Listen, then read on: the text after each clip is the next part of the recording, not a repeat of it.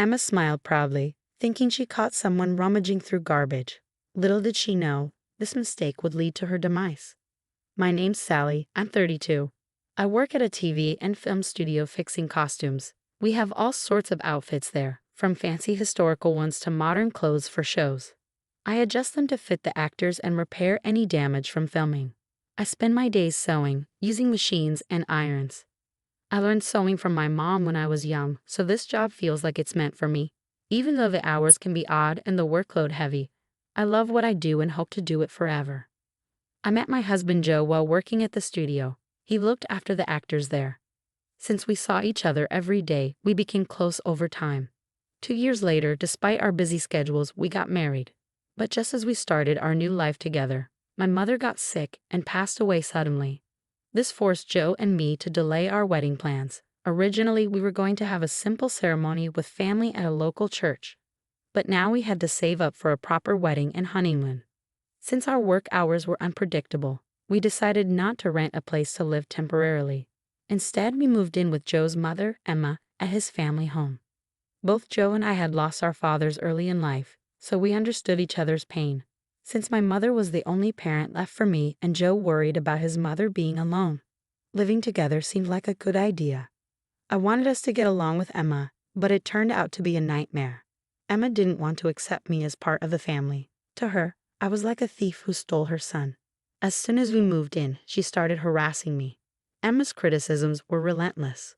She pointed out every speck of dirt, making me feel like my upbringing must have been lacking. I endured her constant nagging, pushing myself to clean until my hands were raw and bleeding. Her standards for chores were sky high. Cleaning, laundry, cooking, everything had to be perfect. If it wasn't up to her standards, she made me do it again without a second thought.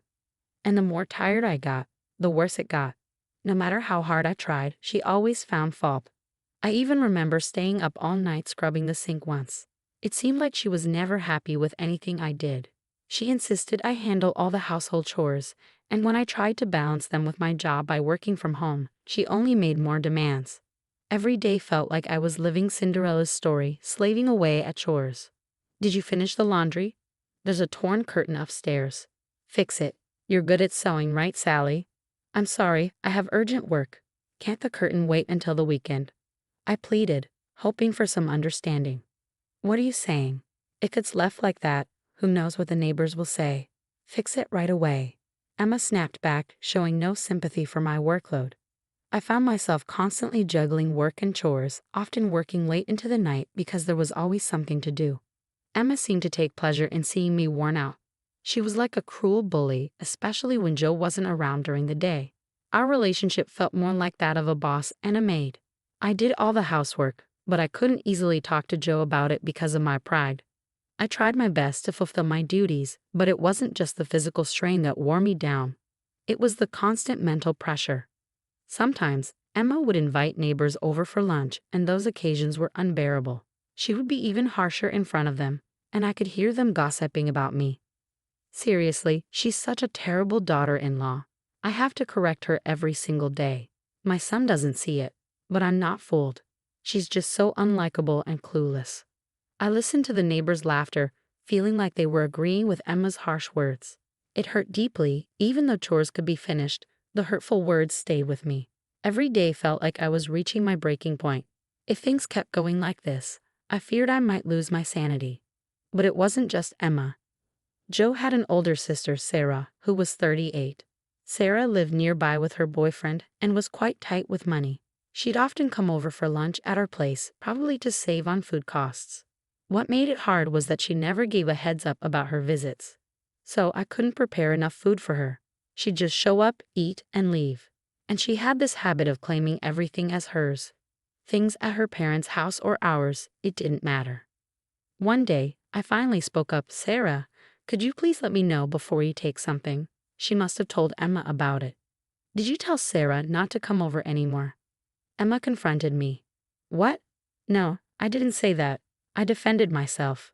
"So you're saying Sarah's lying?" Caught between Sarah's deceit and Emma's cruelty, dealing with either one alone was already tough. But having to face both of them together made the mental burden even heavier. One day, As I walked past the room where Sarah and Emma were talking, their voices were loud enough for me to overhear. It's like having a free maid. How nice. I'm jealous. Send her to my house too, Sarah remarked. Maid? Am I not a daughter-in-law? I couldn't help but interject. I had secretly thought of myself as nothing more than a maid, but hearing it said out loud was unbearable. It felt like something inside me snapped. That night, I finally opened up to Joe about how I was feeling. I can't do this anymore. I tried to be patient, but living with Emma is unbearable.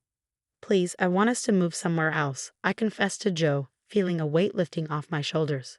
After a moment of silence, Joe replied, Okay, we've saved up enough money. Let's find a new place soon. Really? I'll start looking for a place right away, I said, tears of relief streaming down my face. Little did we know, Emma was standing right outside our room, overhearing our conversation. We had no clue this would trigger her strange behavior later on. But from that day forward, the once oppressive days started to feel brighter. I had one dream, to wear a wedding dress that I had made for my own wedding. After all, sewing was my profession. Filled with determination after talking with Joe, I immediately ordered a large amount of fabric online. I decided to focus on making the dress as my new purpose. That's what I resolved to do. I began sewing the dress secretly in my room, away from Emma and Sarah. But one day Sarah, who often popped by unannounced, caught me. Wow, what's this dress? It's beautiful to have your own handmade dress, she remarked. Hey Sally, I'm getting married in 2 months. Could you make my dress too, please? Yes, renting is just a waste of money. I want to keep wedding costs low, so please, she insisted, true to her penny-pinching nature. I hesitated, but since she agreed to cover the material costs, I agreed to make it. I started working on Sarah's dress first, since our wedding was still far off. Sarah asked me to keep it a secret from Mom, hinting that she planned to tell Emma she was renting the dress to get financial support from her. Whatever Sarah paid me for materials, she was determined to get back. Her thriftiness was almost impressive. I even talked to Joe about it, and he said, Sis never backs down once she decides something. I'm sorry, but it would really help if you could make it for her. With his encouragement, I agreed, feeling positive and motivated since I was getting paid. I saw it as practice for making my own dress without spending on materials. I also hoped it might improve my relationship with Sarah, so I focused on dressmaking between housework and my main job. Even Emma seemed to catch on to what I was doing. She'd occasionally peek into my room. Sarah's wedding was coming up fast, and the dress was almost done. Then one day, Emma came into my room with a smile. You're working hard again today, aren't you tired? Her sudden change in attitude was unsettling. I'm going to make some coffee. Why don't you take a break? She offered. Really? That would be great. Thank you, I replied. As Emma left humming, I felt a strange unease. Emma making coffee for me? That was unheard of. Could it be something more sinister? Different thoughts raced through my mind, but I tried not to worry. I got back to work, adding the final touches of lace. The end was in sight. Despite it being Sarah's dress, I found myself putting love into it. Suddenly, I smelled coffee. Emma knocked on the door. Sally, may I come in? She asked. Oh, sure, I replied. The next moment, I was shocked. Emma entered with a tray piled high with cups and saucers, all filled with coffee. Emma, wait, it wasn't just for two, I protested. It looked like she was preparing for a party. The tray was so heavy her arms trembled as I instinctively moved to stop her from entering further. Oops, Emma pretended to trip. The sound of cups breaking and coffee splashing everywhere filled the room. For a moment, I couldn't comprehend what happened. Everything felt like slow motion. Looking down, my yellow-colored dress was stained like a giraffe pattern. Ah, I screamed involuntarily. I did miss the brief smile on Emma's face. Oh no, I'm so sorry. It wasn't on purpose. Did you get burned? Wait, is that a dress? I thought you were going through trash, she babbled. I was speechless. The shock of her actions left me frozen. Then Emma feigned concern. Oh dear, you can't have your wedding like this, can you? My suspicions turned into certainty. Emma was trying to sabotage our wedding. Her plan was to ruin our plans to move out after the wedding. But I couldn't afford to be angry now. I rushed to the bathroom with the stained dress, frantically rinsing off the coffee. I knew the stain would set if I didn't act fast. Emma watched with a malicious grin, offering help that I coldly refused. I was filled with anger and panic. Then someone unexpected appeared behind Emma. It was Sarah. "What's this? Are you bullying Sally again?" Sarah questioned, noticing the tension. "No, I just accidentally spilled coffee on her dress," Emma replied, seemingly enjoying the situation. But then things took an unexpected turn. "What? Are you serious? That's my dress." "Wait, what?" Sarah exclaimed, bewildered. Emma was speechless, realizing her mistake. "Yours, Sarah? What do you mean? I can't believe this. I had her make my dress. What am I going to do?" "My wedding is in 2 weeks." Emma panicked like never before, while I listened to the ridiculous exchange. I continued washing the dress I had been working on for months for my sister-in-law. As I washed, I realized something I hadn't told anyone.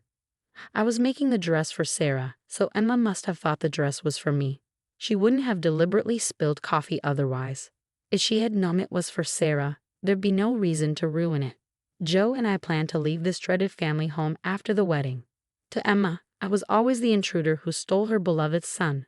She couldn't bear the thought of me taking him away, so she tried to sabotage our wedding, thinking it would keep her son at home. Such petty thoughts led to Emma's bizarre actions. Sarah was furious, blaming Emma and attacking her. "How could you do this? Everything is ruined. I can't believe my own mother would destroy my wedding," she exclaimed. "I'm sorry, Sarah. Please forgive me. I didn't know it was your dress." "You don't think I did it on purpose, do you?" Emma finally spoke her true feelings while I pretended not to hear and continued washing the dress. Then a man's voice interrupted. "So you thought it was Sally's dress and deliberately stained it?" Everyone turned around at once. "Oh, Joe, when did you get here?" I asked, surprised by his sudden appearance. Joe stood there with a mix of disappointment and disbelief on his face. I had been so focused on washing the dress and listening to their argument that I hadn't noticed Joe's arrival. He had been silently observing the ugly quarrel between his mother and sister. Joe began to speak slowly, his disappointment evident. "You saw Sally working hard on that dress every night, and yet you deliberately stained it. That's truly despicable," he said sternly. Emma and Sarah were taken aback.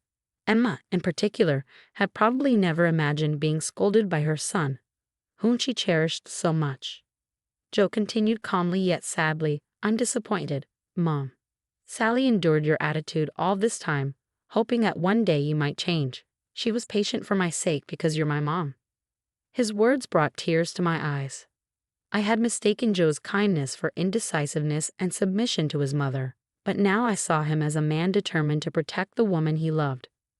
Joe's firm stance, though unexpected, made me fall for him all over again. He addressed Emma, "And it all comes down to this. I can't overlook it, Mom. Sorry, but Sally and I are leaving this place as soon as possible. I'll stay until the wedding for your sake, but I can't stay any longer. This time it was just a dress. But who knows, Sally could be in danger next time. It'll be too late then, Mom." "Danger? I would never put her in danger. How can you even say that after ruining Sally's hard work so casually?" Emma's denial was met with Joe's palpable anger. Despite his frustration, Joe didn't resort to harsh words or an overbearing attitude. Instead, he quietly expressed his anger towards Emma. His expression, a mix of anger and deep sadness, was something I had never seen before. He was confronting everything he believed about his mother, who had always doted on him. Emma's usual quick wit and aggressive remarks were replaced by tears, leaving her speechless. Even Sarah was stunned, shifting her gaze between Joe and Emma. Later, Sarah decided to cancel her wedding, so close to the date, and she wouldn't get any of her money back. "It's not my fault at all. Emma was the one who paid for it," Sarah insisted. So Sarah wasn't losing any money, but Emma seemed to finally regret her thoughtless harassment that had gone too far. The shock of being scolded by her son also left her weakened. But the consequences weren't confined to our house. Sarah's sudden cancellation angered her boyfriend and his family, leading to their breakup. Sarah continually blamed Emma for this outcome. After we left the family home, Emma occasionally contacted us, asking for money. One reason she didn't want us to leave was the financial aspect. While living together, we contributed to the household expenses, but Emma had no income apart from her pension. It seemed she had been relying on our money. Every time Emma called asking for money, Joe refused. "Mom, why don't you work? There are plenty of jobs out there. We need to be independent, you and us. Please leave us alone," Joe pleaded. Despite Emma's pleas not to be abandoned, Joe remained firm. His sense of duty seemed to drive his resolve. Eventually, Emma found work as a janitor, which ironically suited her strictness with cleaning. It was somewhat amusing.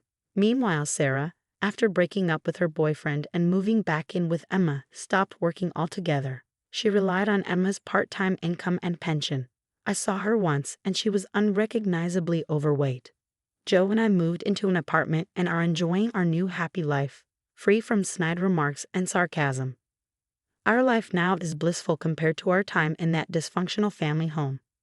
We finally set a date for our wedding, a small ceremony with just friends and colleagues. We chose not to invite Emma and Sarah to avoid any disturbances, especially considering their difficult situations. But that's how it has to be. They brought it upon themselves. I've started making a new dress for the big day. It's going to be much more beautiful than the one that ended up with a giraffe pattern.